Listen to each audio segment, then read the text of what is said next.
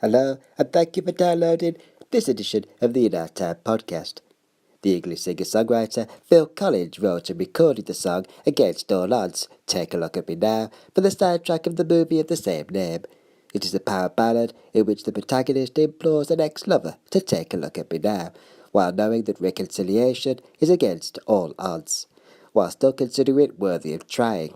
The single reached number 2 in the UK, while in the US it reached number 1 in the Billboard Hot 100, it being the first of several number 1s for Collins' solo career, which was preceded by a long period in the long-haired seminal prog rock quartet Genesis as both drummer and frontman.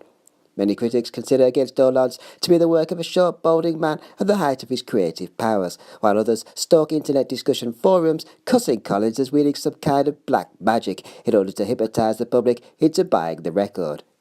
With me to discuss Against All Odds, Take a Look at Me Now, are Anne Maloy, lecturer in music theory at the University of Birmingham, Bruce Springthorn, curator of the Museum of 20th Century Music, and Peter Clegg, a postdoctoral fellow of the online distance learning course Is Phil Collins God?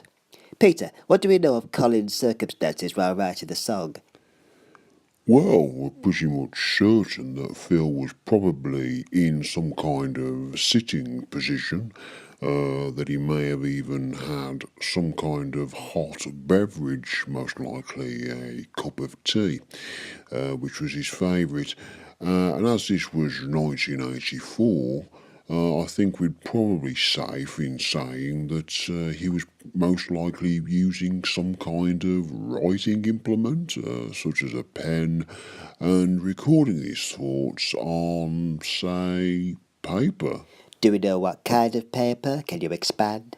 Well, again, we have several clues to this from the archive photography of the period.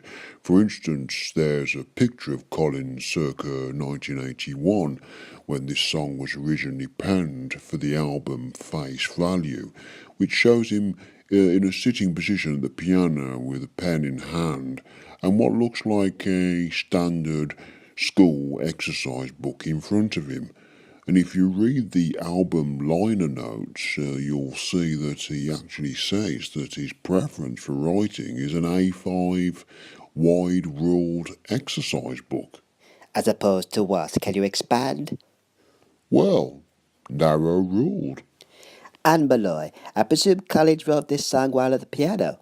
Well, interestingly enough, Collins came up with the melodic structure of the song while experimenting with a medieval instrument known as the serpent, which was lent to him for the weekend by the popular songsmith Sting.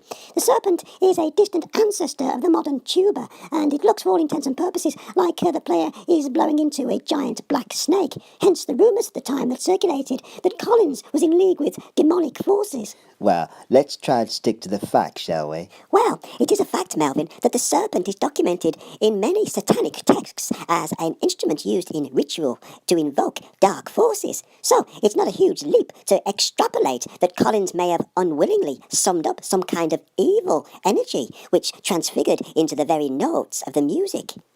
And what evidence do you actually have for this theory? Can you expand? I mean, it is all conjecture, isn't it? Well, if we actually look at the melodic structure of the chorus, take a look at me now, there's just an empty space, and compare it against the 17th century recording of a well-known ritualistic chant from the medieval coven of the Order of the Sacred Blood, Gloria Satanas et Belal et Spiritae Maloso, which translates as, Glory be to Satan, and Belal and the evil spirits.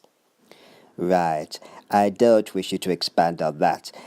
Bruce Springthorn, can I just bring you in here? Now, Collins was at this time estranged from his wife, his marriage having ended as she had an affair with a painter and decorator. So by way of processing his anger and emotional hurt, he'd unapologetically written a whole album full of angsty animosity, acrimonious angularity, and largely astutely antagonistic songs. So, my question to you is, why is it that his wallpapering skills just weren't up to the job? Was it a question of his paste being too watery, or was his plumb line just a bit skew-if? Well, it was ironic that Collins was so busy with his music at the time that his wife was forced to get a local handyman in to repaper the house, and unfortunately for Phil, one hot, sweaty, steamy afternoon, it was more than the wallpaper that was stripping. Quite. Can you expand? Well, I think it's quite obvious what expanded, Melvin. Can I just come back in here and point out that the date on which Collins discovered his wife with the handyman was a highly significant one in the satanic calendar? No, Anne, you can't. Now, let's get back to the song itself. Peter, in relation to his contemporaries, say Gabriel, Sting, Satan spawn, the dirty devil himself! Anne Maloy, please. Now, let others have their say.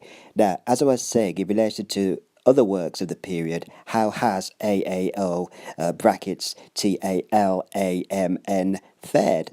Well, I think we'd all agree that it's no total eclipse of the heart, and it doesn't quite have the anthem-esque quality of I Want to Know What Love Is, but it does have its place in the rock balladeer canon, and for a dwarf, nondescript crooner such as Collins, he does manage to belt out the tune.